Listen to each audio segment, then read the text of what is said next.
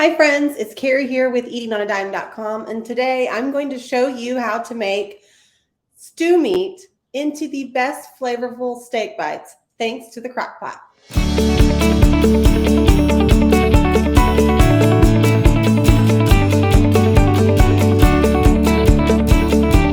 hello, welcome to my kitchen. If you don't know who I am, my name is Carrie and I run the website eatingonadime.com, and all month long we're doing Crocktober. Meaning we're sharing a crock pot recipe with you. 31 of them. Today is day 12. If you want to get our our recipes in your email, that's what we're doing. We're emailing you the 31 days of crock pot recipes. You can say recipe and we'll send it to you, or you can find the link in the description as well.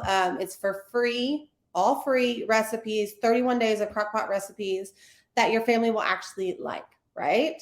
Okay, so today we're making steak bites. We're going to turn ordinary stew meat into the most flavorful steak bites without doing a lot of work, right? Your crock pot's going to do everything for you. And this recipe is so easy, it's not going to take a lot of time to make.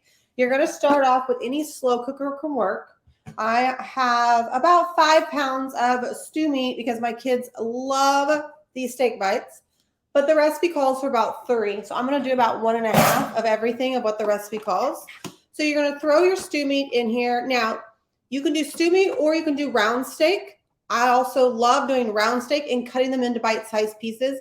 Either one of those will work and it's completely great. I kind of just say go with whatever's on sale at your grocery store. Both work amazing. Any kind of steak cut up into pieces will work great for this, okay? The idea is that you can just eat it off your spoon. You don't have to cut it. It's going to be super tender. You can serve it at the end of the video. We'll talk about ways to serve this to make this an amazing dinner. Okay, so we have that in. You can throw in some onion if you want to. I'm not doing that today because I didn't realize I was out of onions. We're going to throw in some salt.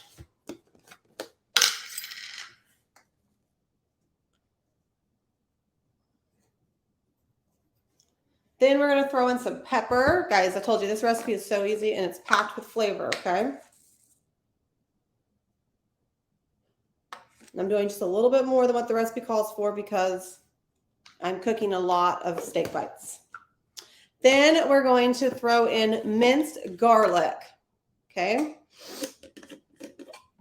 You can mince your own garlic. I'm going to do a little bit more. I love minced garlic. I'm going to do more than what the recipe calls for. You can mince your own garlic if you want to, or you can just use mince like I am. You can also do garlic powder if you want to. If you're going to do garlic powder, like this original recipe calls for 2 teaspoons. Oh, I'm going to do a little more than. So you probably will only need about 1/4 to 1/2 teaspoon of garlic powder. There you go. I forgot to increase it for my more steak. Then we need beef broth or just water. Okay. Just pour that around. Get a little bit more. And then the last thing we need is butter. That's how easy this recipe is. Tell me this is not stupid easy, right? Come on. Put the butter right on top. Do not skip the butter. You can use water instead of broth. You can do different seasonings, but the butter is so delicious on top of these steak bites. I'm going to cover this. I'm going to cook this on high for 4 to 5 hours. For 3 to 4 hours. I like to be a little bit closer to 4 since I have so much meat, or on low for 6 to 8 hours. Okay, done. That's how easy this dinner is. Tell me this isn't easy. Now you're probably thinking, okay, what's she going to make with this? You have options here. Baked potatoes are delicious. Mashed potatoes are delicious. Sweet potatoes are amazing. I think we're doing baked potatoes tonight if my memory is correct on my menu that I made. So we're going to do baked potatoes with the steak bites and asparagus. So the baked potatoes, we have several options on eatingonadime.com. You can bake them. I'm not going to do that. You can air fry them. You can microwave them.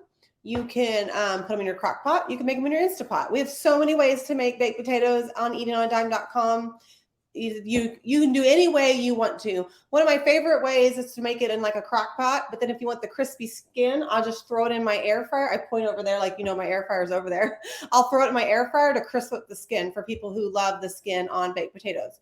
So you have lots of options on how to serve this, but guys, crock pot is not just for soups and stews, right? And that's what we're hopefully showing you in our videos and in our emails. So make sure you're getting our free emails.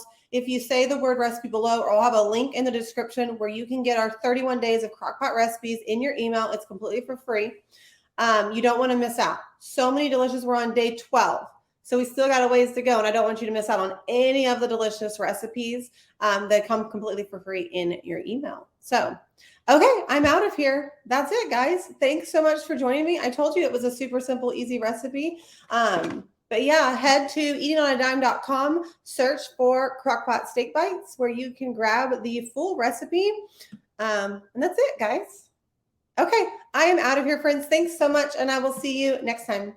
Bye, friends. Thanks so much for joining me. Remember, you can get the full recipe in the link in the description.